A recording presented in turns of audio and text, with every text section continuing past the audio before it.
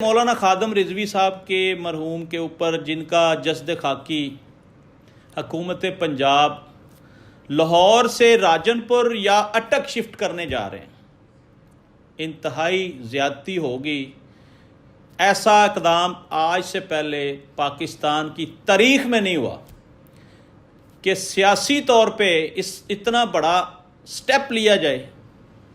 और अब इसके जो असरात आएंगे ये अल्लाह बेहतर जानता है। वैसे मेरा ज़ाती एनालिसिस है कि हुकूमत पंजाब कड़िकी में हाथ देने जा रही है, बहुत गलत इक़दाम करने जा रही है। कुछ और कर लेते, महकमा औकाफ के हैंड ओवर कर देते, अपने हसार में ले लेते।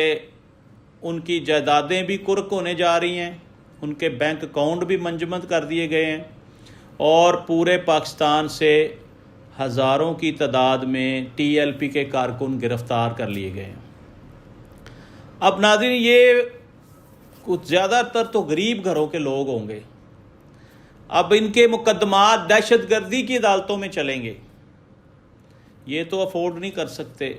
एक दहशत गर्दी का मुकदमा पूरा ख़ानदान बर्बाद कर देता है। अब आप सुन लें कि हज़ारों लोग गिरफ़्तार कर लिए हैं, सब पे दहशत गर्दी के मुकदमात दर्ज हो गए हैं, वो गिरफ़्तार हो गए, उनके ऊपर वो चार्ज लग गया है।